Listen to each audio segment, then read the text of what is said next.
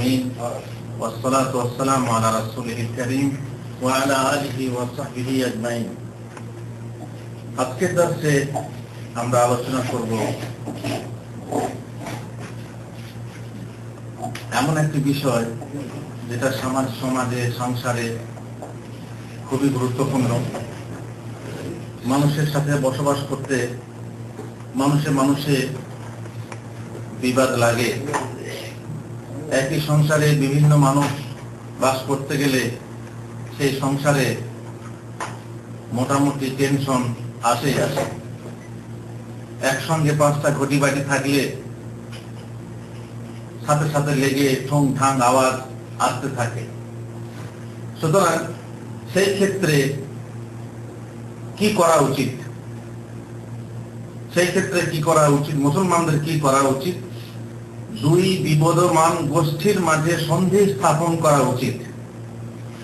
যদি রাজনৈতিক ক্ষেত্রে হয়, বহু বড় দলের ব্যাপারে হয়, তাহলে আল্লাহ তাআলা বলেছেন ওয়াইন তাইফাতানি মিনাল মুমিনিনা ইখতাতালু ফাআসলিহু বাইনাহুমা। যদি বিবদমান দুটো গোষ্ঠী আপসে বিবাদ করে তাহলে তাদের মধ্যে সন্ধি স্থাপন করো। এটা হচ্ছে মুসলমানদের কর্তব্য, মুসলমানদের নিয়ম। যেমন সিরিয়াতে লেগেছে, তাদের আপোষে লেগেছে, বহু জায়গা থেকে চেষ্টা চলছে সন্ধি করার।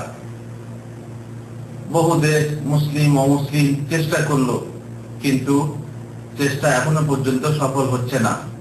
মুসলমানদের উচিত এই বিবদমান গোষ্ঠীর মাঝে সন্ধি স্থাপন করা। মহান আল্লাহ বলেছেন লা খায়রা ফি কাসীরিন মিন নাজওয়াহুম ইল্লা মান আমারা বিসাদাকাতিন আও মা'রুফিন আও ইসলাহিন বাইনান নাস। তাদের অধিকাংশ গোপন পরামর্শে কোনো কল্যাণ নেই। অনেক মানুষ অনেক গোপন পরামর্শ করে, বহু ব্যাপারে গোপন পরামর্শ করে, কিন্তু কল্যাণ কিসে আছে? কোন গোপন পরামর্শে কল্যাণ আছে?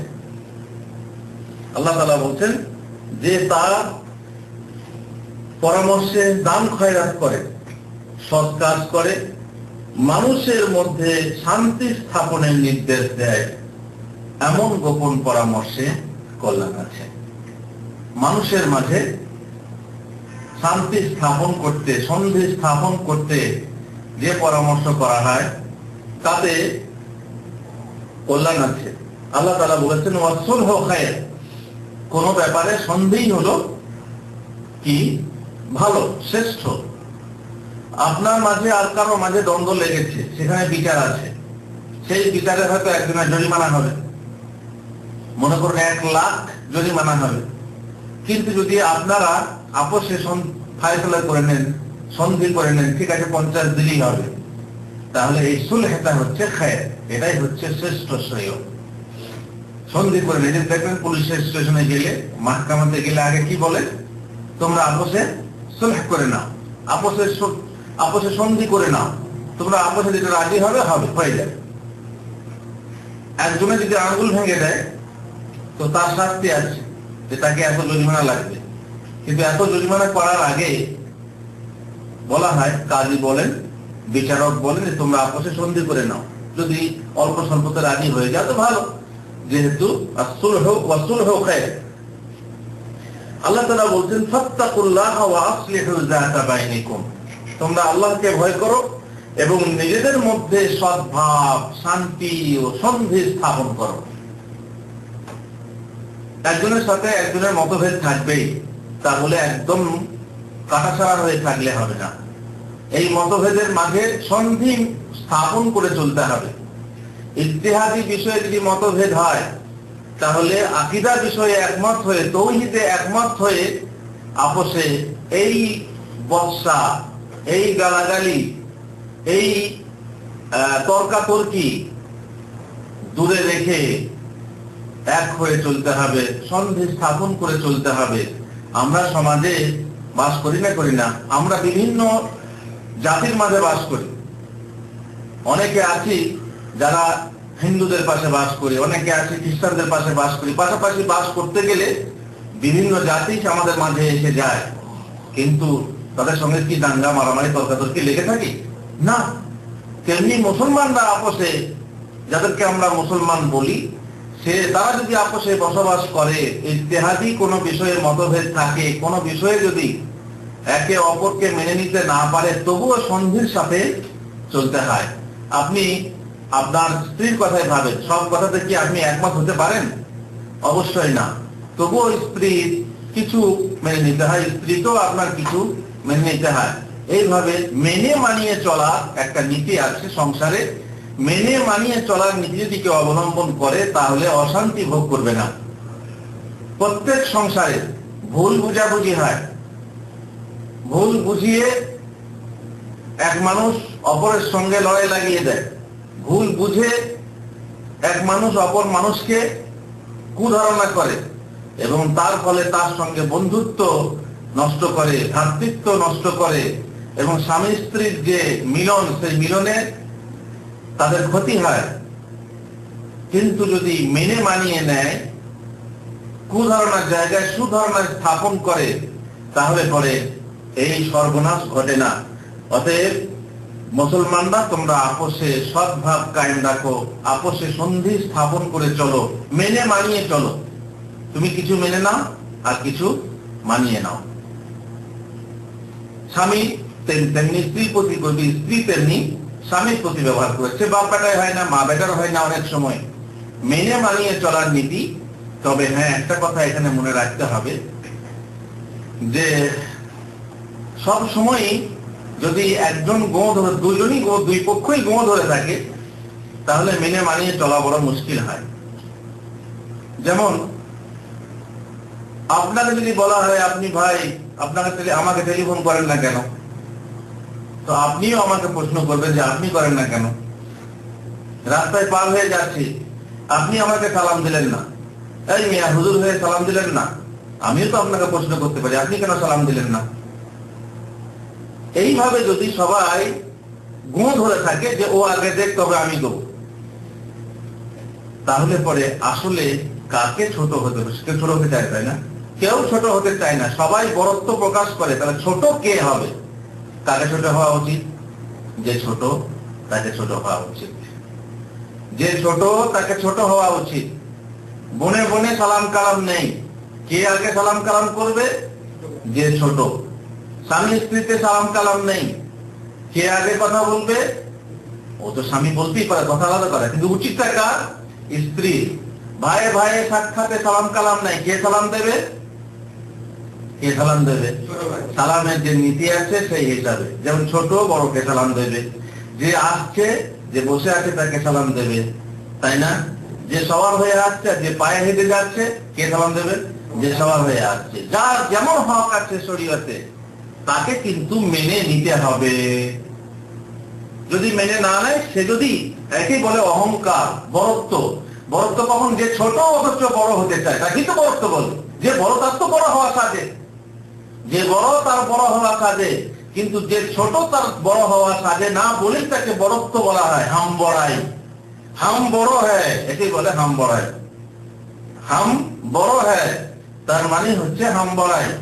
যে ছোট সে যখন বড় সাজে, তখন তাকে বলে অহংকার এবং বড়ত্ব, বড়াই ইত্যাদি। সুতরাং ছোটকে ছোট যদি ছোট হয় এবং শুরু করে, এটাই হলো সদ্ভাবের আসল নীতি। কিন্তু ও যদি বলে না ও আগে করুক, ও বলে না ও আগে করুক, ও বলে না ও আগে রাখার, ও বলে না ও আগে কথা বলুক, তাহলে তো থেকে গেল। দিনের পর দিন কেউ কাউকে কথা বলবে না, কেউ কাউকে ফোন করবে না, কেউ কারোর সঙ্গে মিলন স্থাপন করবে না। কিন্তু যে ছোট, সে যদি ছোট হয়ে নিজের দায়িত্ব পালন করে, তাহলে পরে কোনো অশান্তি থাকে না, থাকবে না। এবারে চলুন হাদিস দেখি। আবু হুরায়রা থেকে বর্ণিত, রাসূলুল্লাহ সাল্লাল্লাহু আলাইহি ওয়াসাল্লাম বলেছেন, কুল্লু সুলামা মিনান নাসি আলাইহি সাদাকাহ। মানুষের দেহে হাড়ির কয়টা জোড় আছে? 360 খানা জোড় আছে। এই প্রত্যেক জোড়ের তরফ থেকে একটা একটা সদকা করা নিয়ম, একটা একটা করে সদকা করতে হবে। আল্লাহু আকবার। আল্লাহ তাআলা দিয়েছেন কি সুন্দর মানুষ, কিভাবে হাত নাড়াচ্ছে, হাত এইভাবে ভাঁজ হচ্ছে, পা ভাঁজ হচ্ছে, সব এক একটা জোরের কাজ হচ্ছে কি এসবগুলো কন্ট্রোল করা, ফান্স করা, মানুষের যাতে কোনো অসুবিধা না হয়। এই এক একটা জোর এক একটা নিয়ামত, এই এক একটা জোরের তরফ থেকে এক একটা সৎকার করা উচিত। পারবেন কেউ 360 সৎকার করতে? যদি 1 টাকা করেই করেন সৎকার, তো কত টাকা লাগবে? 360 টাকা। ভারী 360 টাকা হয়তো মানুষের কামাই হয় কিনা ঠিক নেই, ভারী জিনিস। সুতরাং সাহাবারা তো ভারী মনে করলেন, কিন্তু ভারী মনে করার উচিত নয়, কারণ সদকা করারও বিভিন্ন পদ্ধতি আছে। যাদের টাকা পয়সা নেই তারাও সৎকার করতে পারে, তাই না? গরিব মানুষও সৎকার করতে পারে। সেই গরিবের সৎকারটা কি? যে সৎকার সবাই করতে পারবে সেই সৎকারটা কি? আল্লাহ রাসূল সাল্লাল্লাহু আলাইহি ওয়াসাল্লাম বলেন, কুল্লু সুলামা মিনান নাস আলাইহি সাদাকা, কুল্লু ইয়াউমিন তাতলুউ ফীহি শামস, প্রত্যেক দিন তাআদিলু। এবারে সৎকার শুনুন কাকে বলে। প্রথম সৎকার উল্লেখ করা হচ্ছে তাআদিলু বাইনাল ইসনাইনি সাদাকা, দুজনের মাঝে সন্ধি স্থাপন করা হলো সাদাকা। দুজনে দেখবেন কথা বলা বন্ধ আছে, দুজনের মাঝে ঝগড়া চলছে, আপনি গিয়ে দুজনের মাঝে সন্ধি স্থাপন করলেন। এই সন্ধি স্থাপন করলে আপনার কিসের স্বভাব হবে? সাদকা করার স্বভাব হবে। পয়সা খরচ করতে হলো না।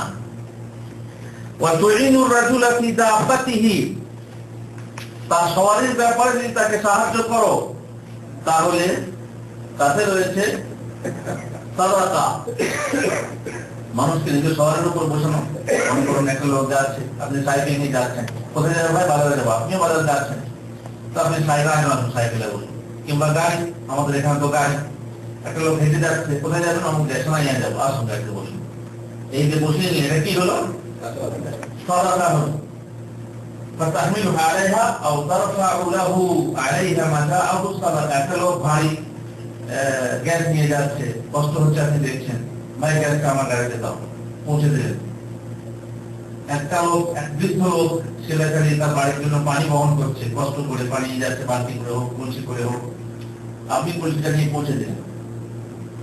বাসে ট্রেনে অনেক বৃদ্ধ লোক দেখবেন, দুর্বল মানুষ কিংবা কোনো মহিলা ব্যাগ ভারী ব্যাগ নিয়ে যাচ্ছে, কষ্ট হচ্ছে, আপনি তার ব্যাগটা চাপিয়ে দিলেন। এটা কি? সাদাকা। কোন প্রকার মানুষের এভাবে সহযোগিতা করা হলো এক একটা সাদাকা। ওয়াল কালিমাতু তাইয়্যিবাতু সাদাকা, ভালো কথা, মিষ্টি কথা, সুন্দর কথা হচ্ছে সাদাকা। একটা উপদেশ দিলেন কাউকে, সেই উপদেশটা আপনার কি হয়ে গেল? সাদাকা। ভালো কথা বললেন, সাদাকা।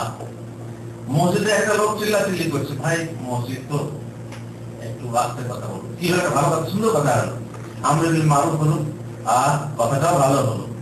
উত্তম কথা বললে পরে সেটা সাদাকা হয়।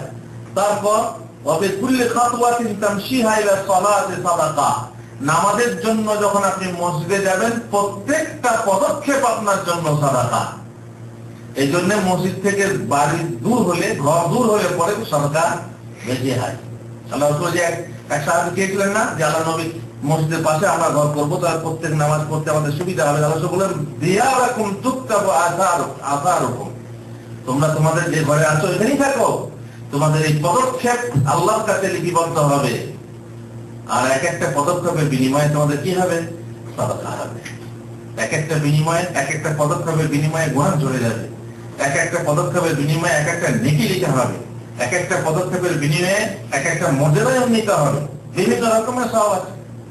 সুতরাং নামাজের দিকে যাওয়া, নামাজের জন্য যাওয়া, মসজিদে তো অনেকে এমনি যেতে পারে, তাই না? তা মসজিদে গেলেই হবে না, নামাজের জন্য যেতে হবে। নামাজের জন্য যদি কেউ মসজিদে যায় তো প্রত্যেকটা পদক্ষেপের বিনিময়ে এক একটা সদকা করা হবে। ওয়া তুমিতুল আযা আনিস তারিকে সাদাকা, রাস্তা থেকে কোনো কষ্টদায়ক বস্তু সরিয়ে দিলে, পাথর সরিয়ে দিলেন, কাঁটা সরিয়ে দিলেন, কিংবা কোনো ডাল পড়ে আছে সরিয়ে দিলেন, তাহলে কি হবে? এক একটা সাদাকা হবে। এইভাবে আপনি হিসাব করে দেখবেন যে আপনার দিনে 360 খানা সদকা হয়ে যাচ্ছে। অন্য হাদিসে আছে তাসবিহ বলা সাদাকা, সৎ কাজের আদেশ দেওয়া সাদাকা, ভালো কাজ মন্দ কাজে বাধা দেওয়া সাদাকা। এইভাবে সাদাকার অভাবে প্রত্যেক নেকির কাজই প্রায় সাদাকা। অন্য এক হাদিসে উম্মে কুলসুম বিনতে উকবা বিন আবি মুআইত রাদিয়াল্লাহু আনহা বলছেন, আমি রাসূলুল্লাহ সাল্লাল্লাহু আলাইহি ওয়াসাল্লামের কাছে শুনেছি, লাইসাল কাযাবুল্লাযী ইউসলিহু বাইনান নাস ফায়ানমি খায়রান আও ইয়াকুলু খায়রান, বুখারী মুসলিমের হাদিস, বলছেন যে আমি রাসূলুল্লাহ সাল্লাল্লাহু আলাইহি ওয়াসাল্লাম বলেছেন, ওই ব্যক্তি মিথ্যাবাদী নয় যে মানুষের মধ্যে সদ্ভাব স্থাপন করার জন্য বানিয়ে ভালো কথা পৌঁছে দেয় অথবা ভালো কথা বলে, তার মানে মিথ্যা বলে। দুজনের মধ্যে ঝগড়া চলছে, ঝামেলা চলছে, মিথ্যা বলে দুজনের মাঝে যদি মিলন ঘটানো হয়, সন্ধি স্থাপন করা হয়, তো সেটা আসলে মিথ্যা নয়। এই জন্য আমরা সবসময় বলি যে 3 জায়গায় মিথ্যা কথা বলা বৈধতার মধ্যে।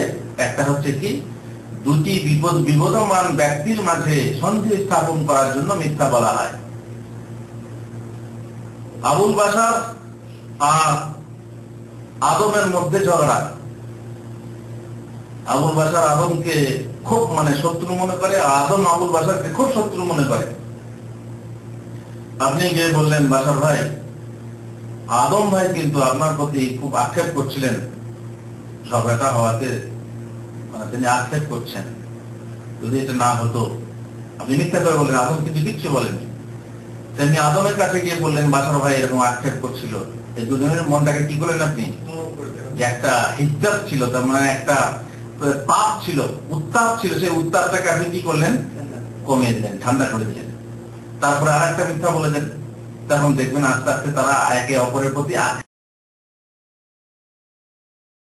হচ্ছে যে ও আমি তার প্রতি এরকম করছি, অথচ আমার প্রশংসা করে। আপনি বলেন যে সে আপনার প্রশংসা করছিল।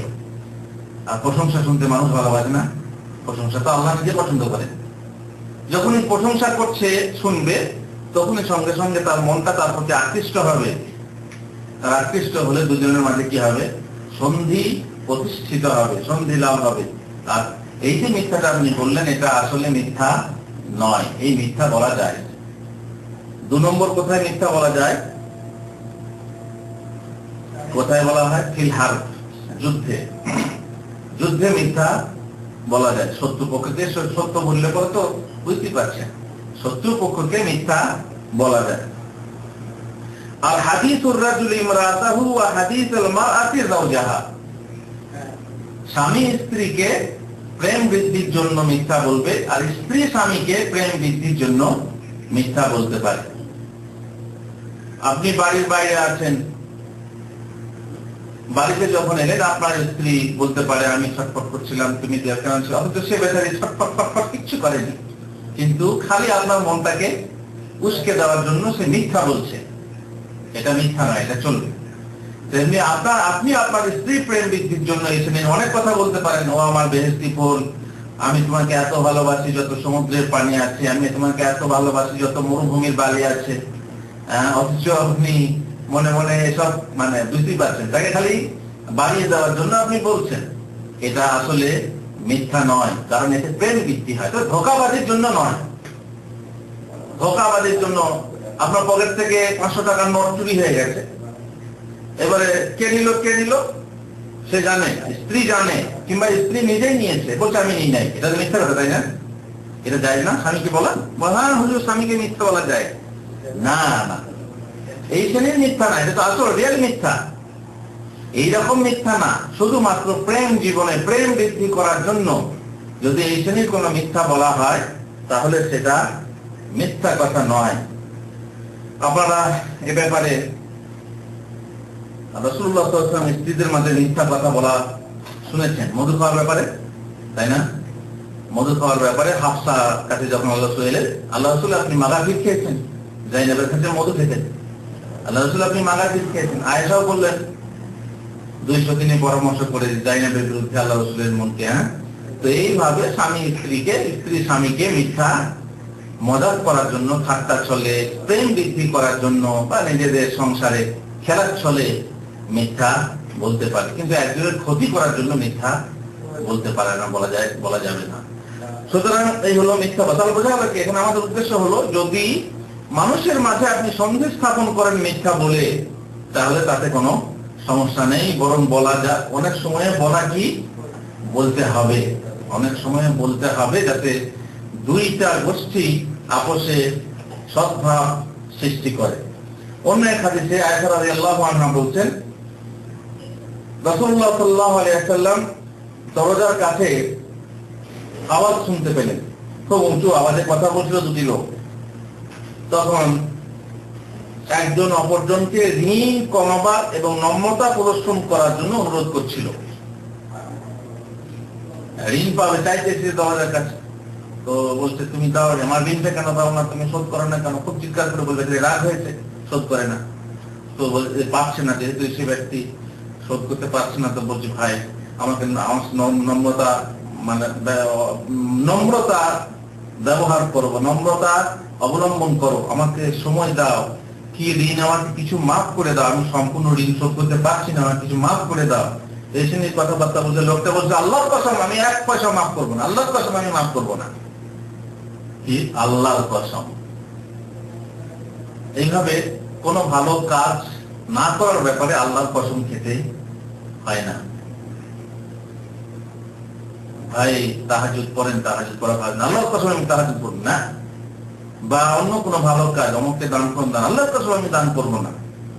এখানে একটা ভালো কাজ করার কথা বলা হচ্ছে, সে ব্যাপারে নিজের স্বার্থের জন্যই বলছে, কিন্তু এই ব্যক্তির আল্লাহর কসম খেয়ে আমি তোমাকে মাফ করবো না বলা ঠিক নয়, জায়েজ নয়। কারণ আল্লাহ তাআলা বলছেন ওয়ান তাসাদদাকু খায়রুল লাকুম ইন কুনতুম তা'লামুন। ঋণগ্রস্ত যদি অভাবী হয়, ঋণ শোধ করতে না পারে, তাহলে তাকে সময় দাও, আর যদি সাদকা করে দাও তাহলে সেটাই হচ্ছে উত্তম। এই তো ঋণ দেয় না লোকে, বিশেষ করে সাদকা করতে হয়, এই জন্যই মানুষের ঋণ দেয় না। কিন্তু ঋণ দিলে পরে পার্থিব কোনো লাভ নেই, তাই না? ঋণ দেওয়াতে পার্থিব কোনো লাভ আছে? আপনি একজনকে 1000 টাকা ঋণ দেবেন, তার কি লাভ আছে? কোনো লাভ নেই। বরং বন্ধুকে ঋণ দিলে ডবল ক্ষতি, বন্ধুত্ব যায় আর টাকাও যায়। নিজের লোককে ঋণ দিলে, আত্মীয়কে ঋণ দিলে ডবল ক্ষতি, আত্মীয়তাও যায় আর টাকাটাও যায়। সুতরাং এই ঋণ দেওয়ার ব্যাপারে পার্থিব কোনো লাভ নেই। কিসের লাভ আছে? পারলৌকিক লাভ আছে। আপনি 1000 টাকা কাউকে ঋণ দিয়ে সহযোগিতা করলে 500 টাকার সদকা করার সওয়াব হয়, তাই না? 500 টাকা সদকা করার সওয়াব হয়। আর যদি পার্থিব কোনো ফায়দা আপনি নিতে চান, যে 1000 টাকা ঋণ দিলাম 1100 টাকা পাবো, তাহলে কি হবে? এটা তো সুদ। তাতে সুদ খাওয়া হারাম, সুদ খাওয়া কাবিরা গুনাহ, সুদ খাওয়া যাবে না। আপনি কাউকে ঋণ দিলে তাকে শুধুমাত্র সওয়াবের উদ্দেশ্যে ঋণ দেবেন। যত টাকা ঋণ দেবেন তার হাফ টাকা সদকা করার সমান, দান করার সমান। আপনি 1000 টাকা দিয়েছেন, 1000 টাকাই ফেরত পাবেন, মাঝখান থেকে আপনার 500 টাকা সদকা করা সওয়াব হবে, যেহেতু আপনি এক ব্যক্তিকে সহযোগিতা করেছেন, সাহায্য করেছেন। কোন বিষয়ে সাহায্য করেছেন? কোন বিষয়ে ঋণ দেওয়া যাবে? হালাল বিষয়ে, বৈধ বিষয়ে। হারাম বিষয়ে ঋণ দেওয়া যাবে না। বলেন বাটা, যদি বলে আমি মদের ভাটি খুলবো, ভাই আমাকে 5000 টাকা ঋণ দাও, দেবেন? না, খবরদার না। কেউ বলে আমি সিনেমা হল খুলবো, ভাই আমাকে কিছু ঋণ দাও, কয়েক লাখ টাকা, তাই না? কেউ যদি হারাম কাজের জন্য ঋণ চায়, খবরদার। কেউ যদি বলে ভাই আমার কাছে পয়সা নেই, আজকে 100 টাকা ধার দিয়ে আজকে সিনেমা দেখতে যাওয়া হয়নি, সিনেমা দেখতে যাবো, ঋণ দেবেন তাকে? না না, খবরদার না। খারাপ কাজের জন্য ঋণ দেবেন না, ভালো কাজের জন্য, বৈধ কাজের জন্য ঋণ দেবেন। যাই হোক, রাসূলুল্লাহ সাল্লাল্লাহু আলাইহি ওয়াসাল্লাম যখন বের হয়ে বললেন সেই ব্যক্তি কোথায় যে আল্লাহর উপর কসম খাচ্ছিল যে সে ভালো কাজ বা ঋণ কম এবং নম্রতা করবে না, সে বলল যে লোকটা যে ঋণ গ্রহীতা, সে বলল আমি হে আল্লাহর রাসূল, এখন সে ঋণ কম করা অথবা সময় নেওয়া যা পছন্দ করবে আমি তাতেই রাজি আছি। রাসূলুল্লাহ সাল্লাল্লাহু আলাইহি ওয়াসাল্লাম চলে এসেছেন সাথে। আল্লাহ, আর কিছু বলার নেই। আল্লাহ রাসূল সাল্লাল্লাহু আলাইহি ওয়াসাল্লাম যখন এই কথা বললেন, আল্লাহ রাসূলের সামনে আর কেউ মুখ তুলে কথা বলবে এটা হতে পারে না। আল্লাহ রাসূলের দিকে কেউ তাকাতে পারতেন না। শ্রদ্ধার ফলে আল্লাহ রাসূলের দিকে কেউ তাকাতে পারতেন না। আল্লাহ রাসূলের সামনে কেউ মুখ তুলে কথা বলবে এত বড় হিম্মত কারো ছিল না। আল্লাহ রাসূল সাল্লাল্লাহু আলাইহি ওয়াসাল্লাম যখনই কথাটা বললেন, তিনি সেই টপ করে রাজি হয়ে গিয়ে বলল কি যে ও যা চায় তাই। ও যদি বলে আমি মাফ করে দেবো তো মাফ করে দেবো, যদি বলে আমাকে ঋণ কিছু কম করতে হবে তাও আমি করবো। ইয়া রাসূলুল্লাহ। রাসূলুল্লাহ সাল্লাল্লাহু আলাইহি ওয়াসাল্লাম কি করেন? দুজনের মাঝে কি করলেন? সন্ধি করে দিলেন। এরকম ঋণ নেওয়া দেওয়ার ব্যাপারে অনেক ঝগড়া ঝামেলা হয়। তো একজন যদি গিয়ে সন্ধি করে দেয়, ভাই ঠিক আছে গরিব মানুষ পাচ্ছে না, কিছু টাকা তুমি কম করে দাও, যদি রাজি হয়ে যায় ভালো কথা, তারও সদকা হলো, আর যে সন্ধিটা করলো তারও সদকা হয়ে গেল। অন্য এক হাদিস, সাহাল ইবনে সাদ তিনি বলছেন যে আমর ইবনে আউফ গোত্রের কিছু লোকের মাঝে কিছু ঝগড়া বিবাদ ছিল, তাই রাসূলুল্লাহ সাল্লাল্লাহু আলাইহি ওয়াসাল্লাম তার সাথে কিছু লোককে নিয়ে তাদের মধ্যে আপোষ মীমাংসা করে দেওয়ার জন্য সেখানে হাজির হলেন। সেখানে রাসূলুল্লাহ সাল্লাল্লাহু আলাইহি ওয়াসাল্লাম আটকে গেলেন।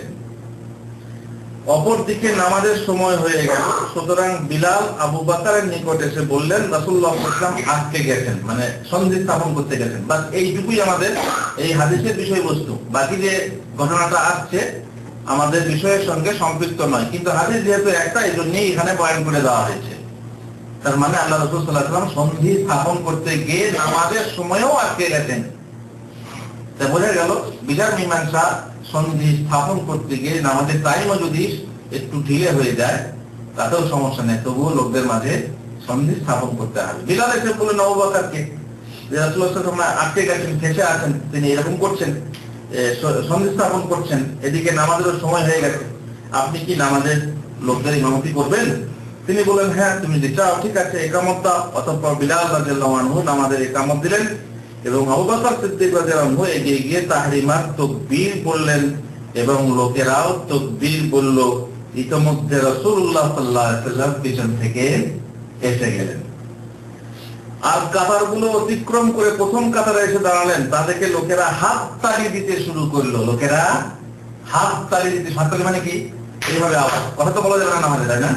নামাজে কথা বলা যাবে না, সুতরাং হাত তালি দিতে শুরু করলেন, লোকেরা শুরু করলো। কিন্তু আবু বকর সিদ্দিক রাদিয়াল্লাহু আনহু নামাজরত অবস্থায় কোনো দিকে তাকালেন না, কিন্তু লোকেদের অধিক মাত্রায় হাততালি দেওয়ার কারণে তিনি তাকিয়ে দেখতে পেলেন রাসূলুল্লাহ সাল্লাল্লাহু আলাইহি ওয়াসাল্লাম উপস্থিত। চোখের কোণ দিয়ে এইভাবে গোটা ফিরে গেলে তো নামাজ বাতিল হয়ে যায় না, এইভাবে দেখলেন যে রাসূলুল্লাহ সাল্লাল্লাহু আলাইহি ওয়াসাল্লাম হাজির হয়েছেন। রাসূলুল্লাহ সাল্লাল্লাহু আলাইহি ওয়াসাল্লাম তাকে হাতের ইশারায় নিজের জায়গাতে থাকতে নির্দেশ দিলেন। আবু বকর তার হাত উপরে তুলে আল্লাহর প্রশংসা করলেন, তারপর কিবলার দিকে মুখ রেখে পিছনে ফিরে এসে কাতারে শামিল হলেন। রাসূলুল্লাহ সামনে আমি ইমামতি করব। আল্লাহু আকবার। রাসূলুল্লাহর প্রতি এত রোগ ছিল সাহাবাদের, যত বড়ই সাহাবা হোক, তবু আল্লাহ রাসূলের প্রতি এত ভক্তি, এত রোগ, এত মানে মনের ভিতরে আমি আল্লাহ রাসূলের সামনে ইমামতি করব। কেউ মুখ তুলে তাকাতেন না, কেউ মুখ তুলে কথা বলতেন না, কেউ এভাবে পিঠে এলেন। অতঃপর রাসূলুল্লাহ সাল্লাল্লাহু আলাইহি ওয়াসাল্লাম সামনে গিয়ে লোকেদের ইমামত করলেন এবং নামাজ শেষ করে লোকেদের দিকে ফিরে বললেন, হে লোক সকল, কি ব্যাপার যে নামাজ অবস্থায় কিছু ঘটতে দেখে তোমরা হাত তালি দিতে শুরু করলে? জেনে রেখো, নামাজে হাত তালি দেওয়া কাদের কাজ? মহিলাদের কাজ। নামাজে হাত তালি দেওয়া মহিলাদের কাজ। এই হাদিসে কিন্তু নামাজের কথা নেই, ঠিক আছে? হাত তালি দেওয়া মহিলাদের কাজ। এখান থেকে হাদিস থেকে অনেক উলামা বলছেন যে কিছু আশ্চর্যজনক ঘটলে পরে হাত তালি দেওয়া পুরুষদের জন্য জায়েজ নয়, পুরুষদের জন্য হাত তালি নয়। তাহলে কি মেয়েদের জন্য জায়েজ? এই হাদিস থেকে জায়েজ না জায়েজ অনেকে বলছেন যে কোনো আশ্চর্যজনক ঘটনা দেখলে সুবহানাল্লাহ, আল্লাহু আকবার এসব বলতে হয়। তা বলে ওই যে জামাতি ভাবে নারায়ে তাকবীর, আল্লাহু আকবার, নারায়ে রিসালাহ, রাসূলুল্লাহ, এই যে একসঙ্গে জামাতি ভাবে যেটা বলা হয়, এটাও কিন্তু শরীয়তের নিয়ম নয়। সুতরাং হাততালি দেওয়া নিয়ম নয়। নামাজে ভুল হলে মহিলা হাততালি দেবে, আর পুরুষ কি বলবে? সুবহানাল্লাহ। অনেক বলে আল্লাহু আকবার, আল্লাহু আকবার, মানে বসে আছে, ওঠার জন্য কি বলে? আল্লাহু আকবার, আল্লাহু আকবার না, কি বলতে হয়? সুবহানাল্লাহ, তাসবিহ বলতে হয়। পুরুষরা তাসবিহ বলবে, মহিলারা হাততালি দেবে। তার মানেই বোঝা গেল মহিলাদের শব্দ তাহলে পুরুষদের কাছে আওরা। আওরা মানে কি? গোপনীয়। তাহলে কোন মহিলার শব্দ যেন কোন পুরুষ শুনতে না পায়। তাছাড়া পুরুষরা সুবহানাল্লাহ বলবে, মহিলারা কেন বলবে না? মহিলাদের শব্দ শোনানো নিষেধ বলেই তাদেরকে বলা হয়েছে হাততালি দিতে। এখান থেকে তাও প্রমাণ করা যায় না। তার কারণ আল্লাহ তাআলা কোরআনে বলেছেন যে যখন তোমরা কথা বলবে ফালা তাখযা'না, তোমরা কথাতে নম্রতা অবলম্বন করো না। পুরুষের সঙ্গে যখন কথা বলবে তখন কথার মধ্যে নম্রতা অবলম্বন করো না। ফায়াতমাউল্লাযী ফী কলবিহি মারাদ, তাহলে যার হৃদয় রোগগ্রস্ত সে তোমার প্রতি কি হয়ে যাবে? তার লোভ হবে, দুর্বল হয়ে যায়, মেয়েটা কত কত সুন্দর, তাহলে মেয়েটা কত সুন্দর, এইভাবে তার মন বিভিন্ন কল্পনায় বিভিন্ন খেয়ালে আকাশে বিচরণ করবে, কল্পনার আকাশে বিচরণ করবে। এত সুন্দর কথা, কি সুন্দর কথা বলছে। এই যে এই জিনিসটা যেন না হয়। পুরুষের সঙ্গে কথা বললে ওয়াকুলনা কাওলাম মারুফা, স্বাভাবিক কথা বলো। হ্যাঁ, কর্কশ ভাবে বলবে, কে তুমি, কি চাও, এভাবে কর্কশ হবে না, তাহলে তো আর এক বিপদ। মাঝামাঝি স্বাভাবিক কথা বলতে হবে না। তুমি সেরকম কথা বললে যেমন তুমি স্বামীর সঙ্গে কথা বলো, সেরকমও না, আর কর্কশ ভাষাতেও না, মাঝামাঝি এক পথ। আল্লাহ তাআলা বলছেন কুলনা কাওলাম মারুফা, স্বাভাবিক নিয়মে তুমি কথা বলো। তার মানে বোঝা গেল যে মহিলাদের কথা বা শব্দ গোপনীয় নয়, কথা বলা যাবে, কিন্তু একদম নরম হয়ে মোহনীয় সুরে, মোহনীয় আকর্ষণীয় সুরে। মেয়েদের যে একটা আকর্ষণীয় সুর আছে সেই সুরে কথা বলবে না। পুরুষের সঙ্গে কথা বলতে পারবে, কিন্তু না কর্কশ ভাষায় আর না মোহনীয় ভাষায়। মেয়েদের যে একটা আকর্ষণীয় সুর আছে সেই সুরে কথা বলবে না। সুতরাং এখান থেকে বোঝা গেল তাহলে নামাজে কেন সুবহানাল্লাহ বলতে মানা করা হলো। যেহেতু নামাজ তো, নামাজ একটা পৃথক জিনিস, বিশাল ইবাদত। সেখানে সামান্য একটা ব্যাঘাত ঘটলে সেখানে যদি মহিলার শব্দ শোনা যায় তো পুরুষের মন এমনিতে মহিলাদের প্রতি আকৃষ্ট। মহিলার শব্দ শুনলে সেখানে হয়তো নামাজ থেকে তার মন সরে যেতে পারে, চুরি হয়ে যেতে পারে। এই জন্য বলা হয়েছে মহিলারা শব্দ করবে না। কি করবে? হাততালি দেবে, হাততালি দিয়ে স্মরণ করবে ইমামকে যে ইমামের ভুল হচ্ছে বা কোন নামাজে কোনো সমস্যা হচ্ছে। জেনে রেখো, হাততালি দেওয়া তো মহিলাদের কর্তব্য। নামাজ অবস্থায় কারো কিছু ঘটলে সে যেন কি বলে? সুবহানাল্লাহ বলে। কারণ এটা শুনলে কেউ তার দিকে ভ্রুক্ষেপ না করে পারবে না। হে আবু বকর, তোমাকে যখন ইশারা করলাম তখন ইমামতি করতে তোমাকে কিসে বাধা ছিল? তোমার কিসে বাধা ছিল? তিনি বললেন আবু কুহাফার ছেলের জন্য সম্মত ছিল না যে রাসূলুল্লাহ সাল্লাল্লাহু আলাইহি ওয়াসাল্লামের সামনে লোকের ইমামত করবে। যেখানে ইমামে আযম এসে গেছেন সেখানে ছোট ইমামের ইমামতি করা সাজে না। ইমামে আযম হাজির হয়ে গেছেন, তাই আমি পিছিয়ে গেছি। তারপর আর কিছু বললেন না। মোট কথা, এখান থেকে আমরা কি বুঝলাম? এত লম্বা হাদিস থেকে যেটা প্রথম উদ্দেশ্যটা বললাম সেটা হচ্ছে লোকদের মাঝে সন্ধি স্থাপন করার জন্য রাসূলুল্লাহ সাল্লাল্লাহু আলাইহি ওয়াসাল্লাম গিয়েছিলেন এবং নামাজ যথাসময়ে নামাজ পড়তেও তিনি আটকে গিয়েছিলেন, ফলে এই ঘটনা ঘটেছিল। অতএব লোকদের মাঝে সন্ধি স্থাপন করা প্রত্যেক মুসলমানের কর্তব্য। বিশেষ করে নেতৃস্থানীয় ব্যক্তিবর্গ যারা আছেন তাদের কর্তব্য হলো যে সাধারণ মানুষের মাঝে ঝগড়া বিবাদ ফাসাদ হয়ে থাকে। অবশ্য এটা এক শ্রেণীর কোর্ট আছে, বিচার সভা আছে, অত দূরে না গেলে, অত দূরে তো যাওয়া তো অনেক ব্যাপার, সেটা তো আরো অনেক বড় ব্যাপার। ছোটখাটো ব্যাপারে সন্ধি স্থাপন করার জন্য যাওয়া ভালো। স্বামী স্ত্রীতে হচ্ছে না সেখানে গিয়ে সন্ধি, ভাই ভাই হচ্ছে না, মা বেটায় হচ্ছে না, বাপ বেটায় হচ্ছে না, যেখানে দেখবেন এরকম হচ্ছে সেখানে নসিহত করুন, উপদেশ দিয়ে তাদের মাঝে সন্ধি স্থাপন করার চেষ্টা করুন। যেখানে ঋণের ব্যাপার আছে, ঋণ ব্যাপারে শোধ করতে পারছে না, বারবার গিয়ে ওই যে ইনশাআল্লাহ আগামী সপ্তাহ, ইনশাআল্লাহ আগামী সপ্তাহ করে করে করে করে পিছিয়ে রাখছি, বলছে ইনশাআল্লাহ মানে কি দেবো না রেশাল। তো এইরকম কাছে গিয়ে তার কাছে তাকে রিকোয়েস্ট করা, ভাই দেখো এই ব্যাপারে লোক দিতে পারছে না, কি তুমি কেন দিচ্ছ না, দিয়ে দাও, তুমি যেমন করে শোধ করো। ঋণ খুব খারাপ জিনিস, ঋণের বোঝা রেখে যদি কেউ মারা যায়, আল্লাহর পথে শহীদ হয়ে যায়, তবুও সে জান্নাতে যাবে না, জান্নাতের পথে আটকে থাকবে যতক্ষণ না তার ঋণ পরিশোধ করা হয়েছে। সুতরাং ঋণের বোঝা নয় সোজা। তাহলে এই ধরনের বিভিন্ন সন্ধি স্থাপন যদি আপনি করেন তাহলে পরে আপনি দেখবেন যে আপনার সৎকার সমান স্বভাব হচ্ছে। আর এটা প্রত্যেক মুসলমানের কর্তব্য। ভালোবাসা সৃষ্টি করা কার কাজ? কে করেন ভালোবাসা সৃষ্টি? আল্লাহ তাআলা। অবৈধ ভালোবাসা কে সৃষ্টি করে? সৃষ্টি আল্লাহ, সৃষ্টিকর্তা আল্লাহ, আল্লাহ সৃষ্টিকর্তা। কিন্তু শয়তান ওয়াসওয়াসা দিয়ে অবৈধ ভালোবাসা সৃষ্টি করে। পবিত্র বন্ধন সৃষ্টি করেন কে? আল্লাহ। পবিত্র বন্ধন নষ্ট করে কে? শয়তান। এটা সব থেকে বড় কাজ, বড় ইবাদত, শয়তানের বড় ইবাদত, তাই না? এই যে শয়তান হিসাব নেয় চেলাদেরকে সিংহাসন বিছিয়ে, পানির উপরে সিংহাসন রেখে চেলাদের, আরে তুই কি করলি, তুই কি করলি, তুই কি করলি, আমি এই করেছি, আমি ওই করেছি, দুই ভাইয়ের মাঝে আমি বিচ্ছিন্নতা সৃষ্টি করেছি, কাউকে সুদ খাইয়েছি, কাউকে খুন করা করিয়েছি, কাউকে ব্যভিচার করা করিয়েছি, তুই কি করলি? বলে আমি দুই স্বামী স্ত্রীর মাঝে, মানে একজন দম্পতির মাঝে এমন ঝগড়া লাগিয়েছি যে স্বামী তার স্ত্রীকে তালাক দিয়ে ফেলেছে। তখন শয়তান নিজের সিংহাসন ছেড়ে নেমে গিয়ে তাকে কোলে তুলে নিয়ে বলে, বেটা তুই কাজের মতো কাজ করেছিস। কেন বলেন তো? কেন? পবিত্র একটা বন্ধন নষ্ট করলে শয়তানের লাভ আছে।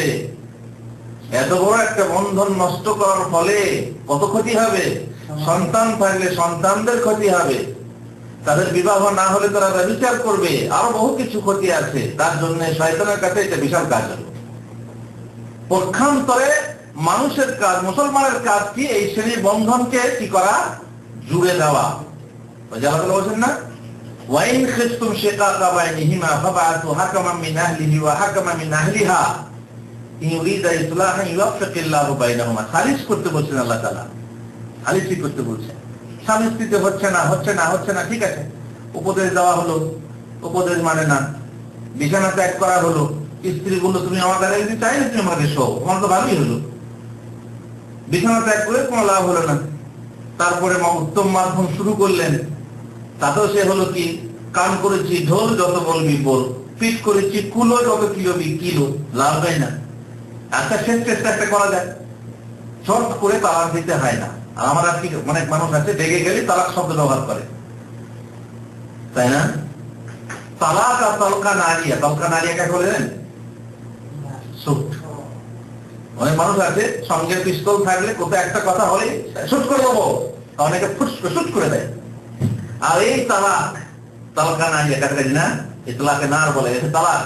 এই তালাক পুরুষের কাছে আছে বলে কি করে? সঙ্গে সঙ্গে রাগ হলে তখন তালাক। মহিলার হাতে তালাক নেই কেন? মহিলা যদি বলে স্বামীকে তুমি তালাক, তুমি তালাক, তোমাকে তালাক, তালাক হবে। কিন্তু পুরুষ যদি স্ত্রীকে বলে হবে। মহিলার হাতে তালাক, মহিলা তালাক নিতে পারে, দিতে পারে না, তাই না? মহিলা তালাক নিতে পারে, দিতে পারে না। তো তালাক মহিলার হাতে দেওয়া হলো না কেন? কারণ মহিলাদের আবেগ বেশি, মহিলাদের ধৈর্য কম, রাগ বেশি। একটু রাগ হলেই বলবে যাও তোমাকে তালাক। যেমন বলে যাও আমি তোমার ভাত খাবো না, তুমি তোমাকে তুমি আমাকে দেখতে পারো না। আর তালাক যদি তার হাতে দেওয়া হতো তো প্রায় ডেলি 3 বার তালাক হতো, তাই না? এই জন্য মহিলার হাতে তালাক দেওয়া হয়নি। যাই হোক, দেখা গেল তালাক দেবেন না, 3টে কাজ করলেন, কোনো লাভ হলো না, একটা কাজ বাকি আছে, সালিসি। ফাওয়াতু হাকামান মিন আহলিহি ওয়া হাকামান মিন আহলিহা, স্বামীর পক্ষের একজন আর স্ত্রীর পক্ষে তার পরিবারের একজন দিয়ে স্বামী স্ত্রীকে বসিয়ে একটা সালিসি করো। কি ব্যাপার, এর কথা শোনো, ওর কথা শোনো, তারপরে বিচার করে দেখো যে কার কথাটা ঠিক, কার কথা ভুল। এক অপরকে অপবাদ অবশ্যই দেবে, বলে ও আমাকে দেখতে পারে না, ও আমার কথা শোনে না, ও আমার এই করে না। এইবারে যারা জ্ঞানী মানুষ হবে তারা দুইজনের মাঝে বুঝিয়ে পারি, যদি পারে সন্ধি স্থাপন করতে তাহলেই ভালো। আর যদি না পারে তো শেষকালে কি? শেষকালে তো বুঝতে পারলেন তালাক হচ্ছে ইমার্জেন্সি গেট। তালাক কিন্তু কোনো খারাপ ভালো জিনিস না, তালাক হচ্ছে ইমার্জেন্সি গেট। তালাক ভিন্ন জিনিস। যখন একান্তই বনিবনা হয় না তখন তো পরিত্রাণ পাওয়ার কোনো ব্যবস্থা রাখতে হবে। সালিসি করেও হলো না, তখন ইমার্জেন্সি গেট খোলার ব্যবস্থা আছে, ঠিক আছে তুমি গেট খুলে বেরিয়ে যাও। মোট কথা, এইভাবে স্বামী স্ত্রীর মাঝে, বিবাদবান দুই গোষ্ঠীর মাঝে সন্ধি স্থাপন করা, এইভাবে আল্লাহ রসুলের স্ত্রীদের মাঝে হয়েছে, তাই না? কখনো মা আয়েশা আল্লাহ রসুলের প্রতি যখন কখনো কখনো মন খারাপ করতো, তখন আবু বকর এসে কি করতেন? হ্যাঁ, কি হয়েছে তোমাদের? উনি বলুন, আর সত্য কথা বলবেন। মা আয়েশা কাকে বলছেন? রাসূলুল্লাহকে বলছেন, ঠিক কথা বলবেন। আবু বকর সিদ্দিক কোমরে আঘাত করে, মেয়ের কোমরে আঘাত করে বলছে, ইয়া আদুওয়াতাল্লাহ, আল্লাহর দুশমন, আল্লাহর নবী ঠিক কথা সত্য কথা ছাড়া কি আর কোনো মিথ্যা কথা বলে? মেয়েকে শাসন। অনেক শ্বশুর আছে জামাইকে শাসন করে, আমার মেয়ে ভালো, জামাই হচ্ছে খারাপ। কিন্তু যারা জ্ঞানী মানুষ তারা মেয়েকে দোষ দেয়, যেহেতু মেয়ে ছোট, স্বামীর কাছে ছোট, মেয়েকে দোষ দিয়ে স্বামীকে উপর করে, স্বামী তখন তার মনটা শ্বশুরের দিকে আকৃষ্ট হয়, তখন তার মেয়েকে ভালো করে রাখার ব্যবস্থা সে নিজেই করে। এইভাবে শ্বশুর হয়ে নিজে বেটি জামাইয়ের মাঝে সন্ধি স্থাপন করতে যাওয়া হচ্ছে উত্তম কথা। রাসূলুল্লাহ সাল্লাল্লাহু আলাইহি ওয়াসাল্লাম নিজের বেটি জামাইয়ের মাঝে সন্ধি স্থাপন করতে গেছেন না জানেন? হযরত আলী ফাতেমার মাঝে যখন কিছু হতো তখন ওই মসজিদে চলে যেতেন, মসজিদে গিয়ে শুয়ে থাকতেন, তারপরে আবার তাদের মাঝে সন্ধি স্থাপন করতেন। মা ফাতেমা বললেন, এই যে চাকি পিছতে পিছতে আমার হাতে ফোসা পড়ে যাচ্ছে, আমার হাতের অবস্থা কি, আমাকে একটা খাদেম দেওয়া হোক। রাসূলুল্লাহ সাল্লাল্লাহু আলাইহি ওয়াসাল্লাম খাদেমের জায়গাতে কি দিলেন? আল্লাহ। শোয়ার সময় তাসবিহ পড়ে শুয়েও মা খাদেম থেকেও ভালো।